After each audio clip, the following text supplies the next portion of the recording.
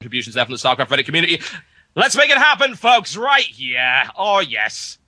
You know this map, and why wouldn't you? The wondrous Xel'Naga Caverns. White-Ra spawning to the bottom of the map in the red trunks, playing Protoss, versus his opponent, Catz, in the yellow trunks, playing the one and only Zerg. Now, how would you respond to being 2-1 in a series like this? This is what you have to wonder. You're talking about an amazing player like Catz versus an amazing player like White-Ra. How do you respond? Do you try and break out something crazy? Or do you try and stay with something that you know works? Because I have to wonder. I wonder what's running through the minds of players at this situation where you're in a state where you could get knocked out of a tournament in this very game. Do you break out the craziness in a hope to catch your opponent off guard? Or do you decide to not take that kind of risk? Have to wonder. White-Ra looking to be playing fairly close to his chest right here. Got 12 supply. No gateway yet. Looking for a gateway now on 13. There we go. Gateway on 13 supply. Now the question is Catz going to go into the fast expansion? It's a possibility. Hasn't done it yet, though. Out comes the scout. He's got 15 supply right now. 16 on the way. Looks like they're going to miss each other. How unfortunate. Missed rendezvous. They should probably post on Craigslist about that. Lonely drone looking for companionship. Probes only. That's just weird. There we go. Expansion right here for Catz. Straight into it. And the extractor directly following that one up. Looking, of course, for speedlings early on in the game. White-Ra scouts it. Probably feeling pretty cool and confident right now. Catz has a bit of a nibble. Not that that's going to do an awful lot. But hey, you might as well. What else are you going to do with a bloody thing? Very standard build here from Ra. Straight into the cybernetics core. Feeling pretty calm. Not going to pull out any craziness. Thinks he can just beat his opponent in a straight-up fight, and he may very well be right. And, of course, he's made sure that no nonsense is happening up right here. I mean, bear in mind, it's way more difficult to pull off that proxy hatchery lock with such a small base area here. And he's not going to be able to slide past that without being noticed. White-Ra continues with the scout, sees what's coming up. He will be well aware of that, but you gotta be sure. You can never be 100% certain with a player like Catz, with that kind of craziness that he's had going on earlier.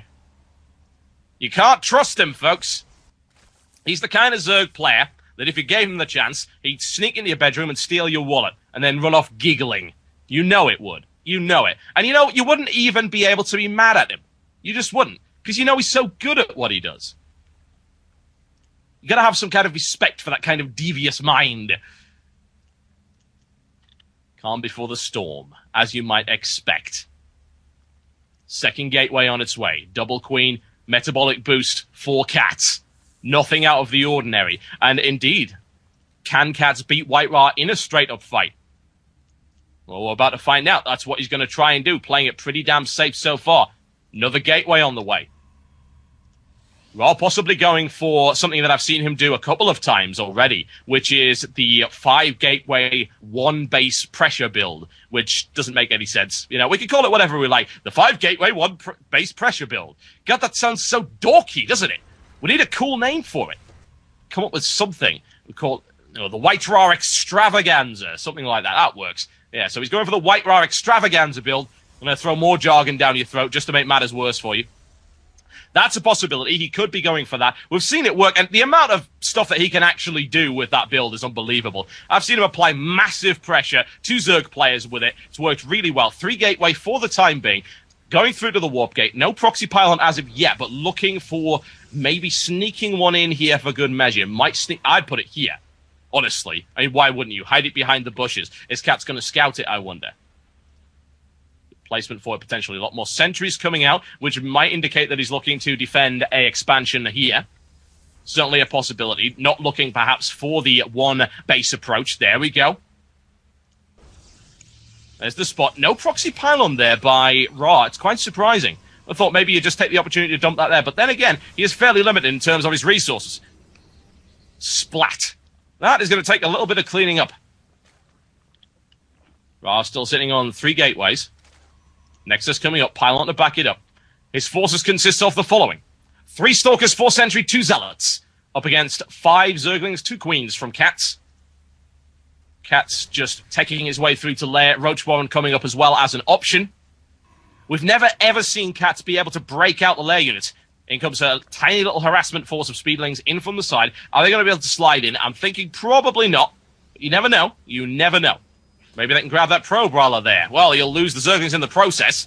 Oh, he only loses 1. Fantastic little bit of micromanagement there. Definitely worth the cost. I'm thinking, is it really worth it to take out a single probe? Well, he didn't have to make that choice, did he?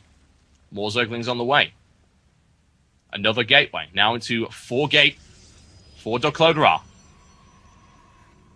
Some of my newer viewers maybe get confused. DuckloadRa? White-Ra? Duckload is his sponsor, ladies and gentlemen. They have a duck as their logo. Are you remotely surprised by this? It would be a little bit weird. Well, we're called Duckload, and for our logo, I don't know, we have a hamster. Or a guinea pig. I heard Artosis likes those. Forces right here. Pretty damn strong for both. But I have to say, Cat's economy is streaming ahead because, of course, it's going completely unmolested. That is a dangerous thing. A very dangerous thing to do with the Zerg. Right now, he's got 47 Harvesters against 32 for Ra. Ra's getting about 1,000 minerals coming in versus 1,300. And what I have to point out as well is the massive gas difference. Now, it looks like Catz is going to finally get the opportunity he's always dreamed of actually getting some lair units onto the field. Sounds like a plan. However, Ra's thinking maybe not. In comes the aggression, and once again, that supply line that he builds up of the pylons right there snipes off a creep tumor as he passes, perhaps out of spite, perhaps out of necessity. 10 Stalkers, 4 Zealots, 7 Sentries moving in right here.